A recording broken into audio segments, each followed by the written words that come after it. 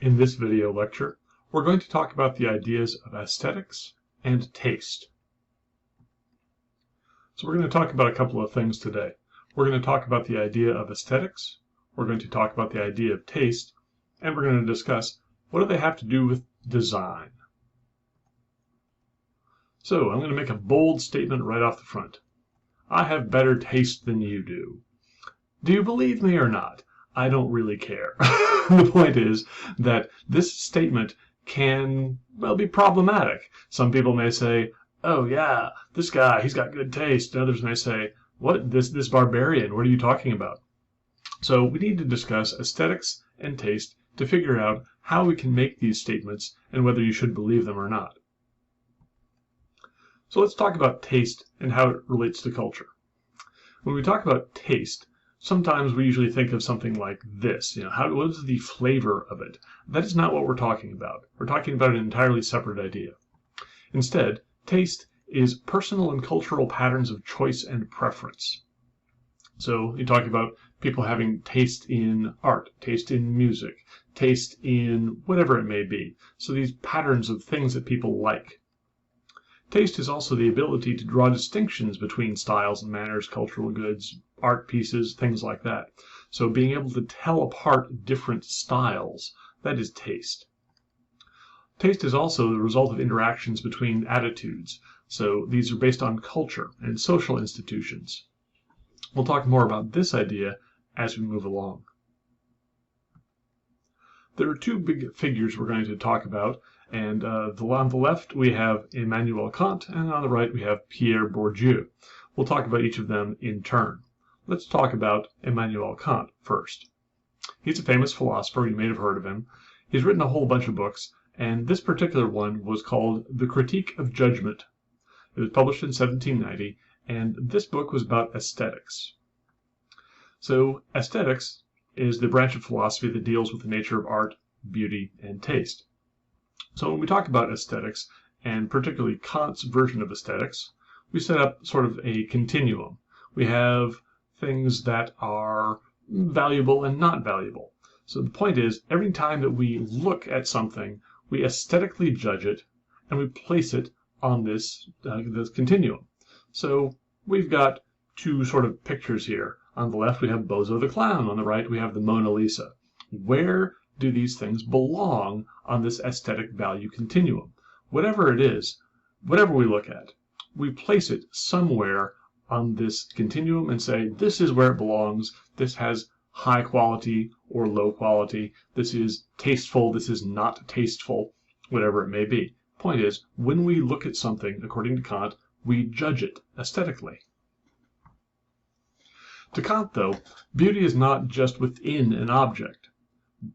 Beauty is something else entirely. Beauty is external. Beauty is how the object, whatever it is perceived by the audience. So to Kant says, when you look at something, you aesthetically judge it. We already established that.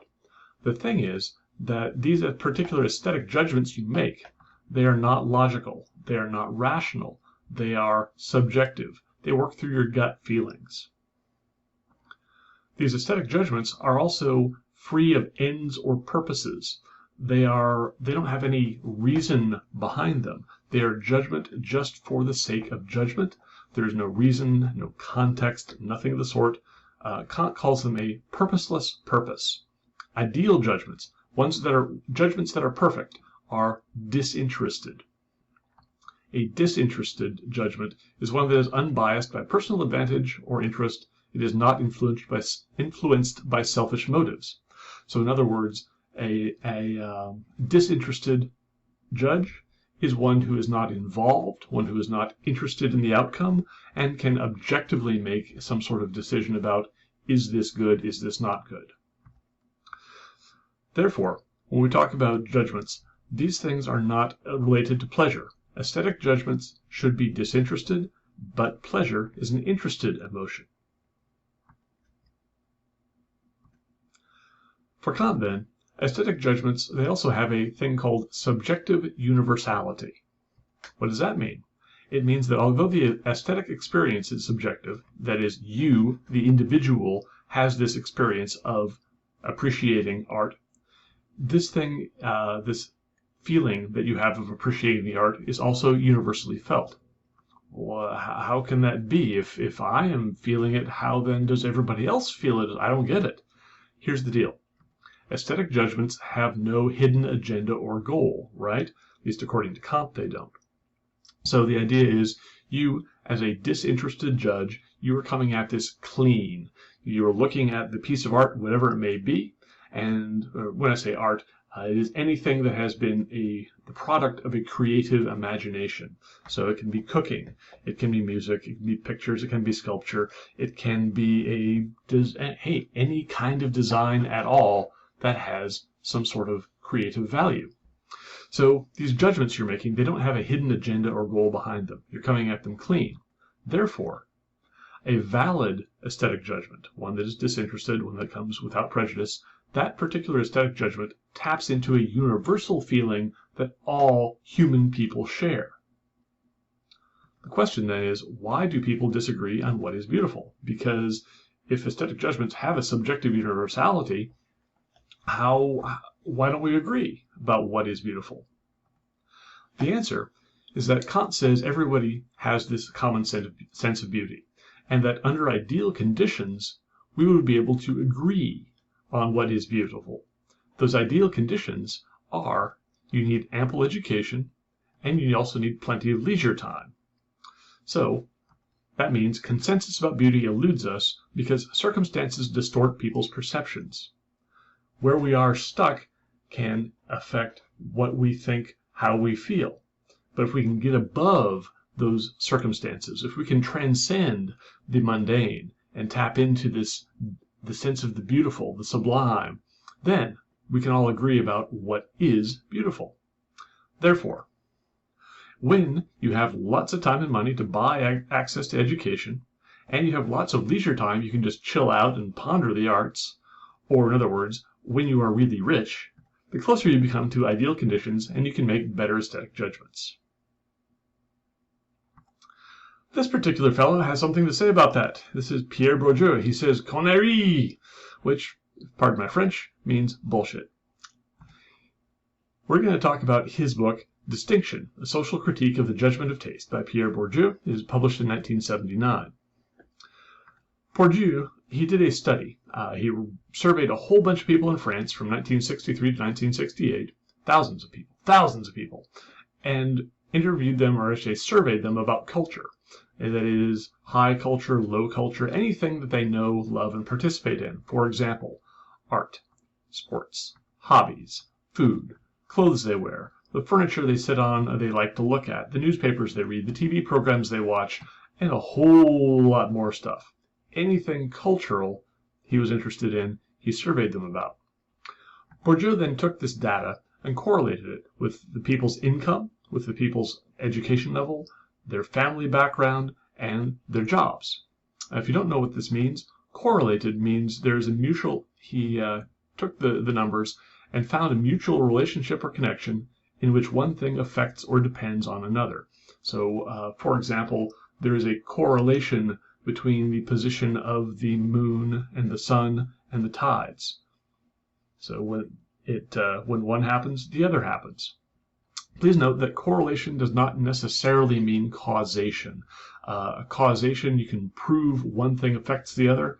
Correlation is they happen at the same time. They probably are related, but you can't actually prove a definite relationship. It's just they happen at the same time. If one goes up, the other goes up. One goes down, the other goes down. Or it may be if one goes up, the other goes down. Point is, it's a consistent relationship. Bourdieu, in his survey's results, found something very interesting. Are you ready for the shocking? People with working class jobs, they liked low class stuff. Middle class people, they had fairly middle brow tastes, and rich people had high class tastes. Poor people in particular were pragmatic about their tastes. What was the highest entertainment value, the highest usability, the highest accessibility for the payoff? So they don't have a whole lot of resources. They put their time and money and interests into something that will pay off for them. Middle and upper class people, though, they had more elaborate justifications. taste represents their values and personalities, so they made up reasons why they liked the things they did. Yeah, I know. Absolutely, utterly shocking. The thing is, we're talking here, we may experience taste as spontaneous attractions. Ooh, I like that, or oh, I hate that. And we may think it's personal choice. Like, oh, I am into this. But Bourdieu, he says that taste is actually an array of symbolic associations. We use them to set ourselves apart from people who have lower social rank, and we use them to aim at the social status we think we deserve. So those people who think that those people, they have low-class taste, I'm going to aim for something that has a higher cultural value. That is one of the reasons that taste is effective the way it is. Also, taste is a means of distinguishing ourselves from others, the pursuit of social distinction. Again, if I am into something that has a higher quote-unquote value, then it shows that, hey, I've got good taste, right? Bourdieu's main points then. Taste patterns are shaped by social conditions, and taste perpetuates and reproduces social class. Bourdieu then takes taste and breaks it down to 3 different forms of capital. There is cultural capital, social capital, and economic capital. Cultural capital is knowledge and experience of culture, ideas, and references. So this is things people know, things people have they've experienced. So if you have knowledge that other people don't have, that is a cultural capital. If you have experiences other people haven't had. For example, I went to grad school in Texas, and I overheard an old fella talking, and he was very proud. I'd never been out of the state of Texas in my life. Kind of like, yeah, okay, great. So do you think about, when you think of that, is it a case that he has less cultural capital or more cultural capital? Well, to some people, it may be the case of, especially people from Texas, why should I leave Texas? It's the best place in the world. I don't need to go nowhere else. I actually have heard people say that. Bear with me. But at the same time, you think about it and say, oh, I've traveled internationally. I have gone to multiple states. I've gone to all 50 states. Now, I haven't done that, but it would be nice to do. Why? Because it would give me good cultural capital. Then we have social capital. Social capital is personal connections, personal influence. It is politics, if you would. If you have connections with people, and the more people you know, the more people you can talk to, more influence you have socially. That is social capital. Then we've got economic capital. Economic capital says wealth in coin of the realm. Another way to put that is cash. If you have economic capital, you have cash. So the value of all capital is based in scarcity. If you know or possess something somebody else doesn't. So if you have more cultural capital than somebody does, if you know things other people don't, if you have experiences that other people have not had, you have cultural capital. If you have personal connections, more personal influence over people, that is social capital. If you have more money, that is economic capital. So if you have these things that other people don't, then you have more capital. And social class is determined by all 3 forms of capital. If you have all these different kinds of capital, and you have more than other people do, you are, quote unquote, higher class. So, tastes, they are the result of nurtured attitudes and social institutions. So Bourdieu, he fundamentally disagrees with Kant. Bourdieu says there can never be something called a disinterested aesthetic because taste is always interested. You are never coming at it from a pure, quote unquote, pure point of view. You are always somehow invested in the outcome. Also, there is no such thing as genuine good taste everyone can find. Taste relates directly to class position. Now, it is true that some high-class people like low-class stuff, etc., and we'll talk about that in a minute. I want you to direct your attention to the picture on the left. We have all the school kids there. They are hunched over looking at their phones, completely ignoring the great art in the background.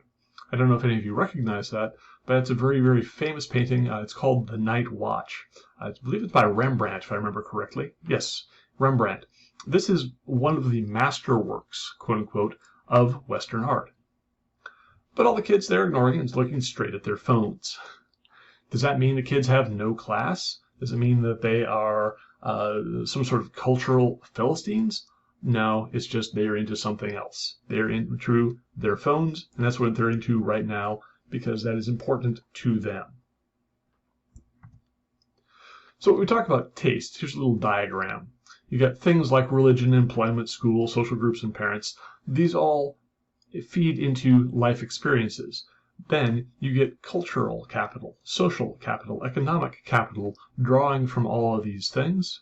And those do not determine, but they do shape the outcome of taste. Now here's a little bit of a wrinkle. Bourdieu wrote in the early 1970s. That was before our information society really got going. And if you remember what the definition of an information society is, it's when a society is now trading information, working in information rather than in hard goods all the time. So taste patterns and hierarchies, they're a lot messier now because we have more access to information and, well, especially with the rise of the internet, wow, we have all sorts of stuff that is available to us at our fingertips all the time. We can buy things, we can access other cultures, we can see things, we can download cultural materials. So these patterns are a lot messier than they were just a few years ago. So for example, think of this. There's a sorority girl. She wears Converse high tops. She has a Nirvana t-shirt on. She drives a Ford F-150. She's a vegan, and she listens to Flo Rida. This is a mix of high and low culture. It does not discredit what Bourdieu says, though. The point is, it makes the influence of capital harder to track. The idea is, though, that Bourdieu views his idea of these three different sources of capital still a valid idea. It's just harder to figure out exactly how they figure in and how they influence people. Got a question for you all. Why do interactive designers and technical communicators need to know this stuff? And this stuff, we're talking about culture, ideology, texts, aesthetics, capital, taste, the ideas that we've been talking about through the second half of this semester. I would like you to pause the video right now. Take about 5 minutes. Write down some answers to this question. Once you have those answers, come on back. We'll talk about some ideas. So pause the video now. When you're done, 5 minutes later, come back.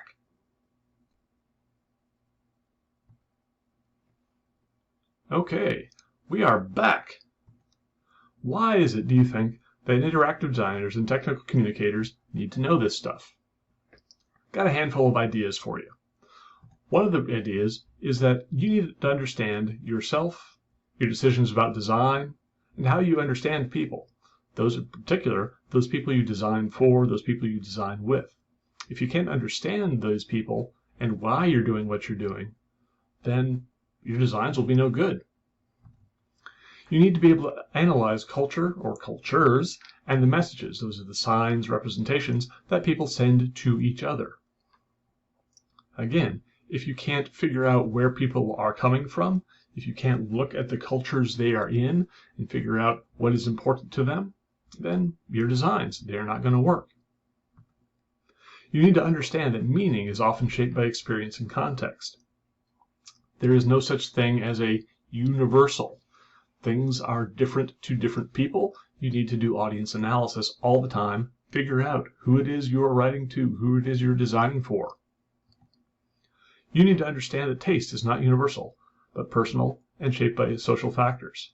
So, as we've already discussed, yeah, there is no one thing that all people like all the time. It's very highly dependent on individuals, on their class, their situation. You have to figure out, again, audience analysis. Do you remember our intro to design thinking exercises, those time travel suits we had you design at the very beginning of class and toward the middle of class? Thing is, really good designers, they think outside their own tastes, their own cultural preferences. If they can understand what other people's tastes are, then they can design for those other people's tastes. So if you think back to those spacesuits that you made, or excuse me, time travel suits you made, the first ones were probably like, oh yeah, I think this would be cool, and you designed it. But by the time we got to the second time travel suit, you'd started to think about your audience. You'd start to think about, well, what does this person want? What sort of affordances should I include? What sort of signifiers should I include for them? Once you start doing that, yeah, you are thinking outside your own little box and understanding those people's tastes. And in summary, there is no human-centered design without understanding contexts. That's what I got for you today.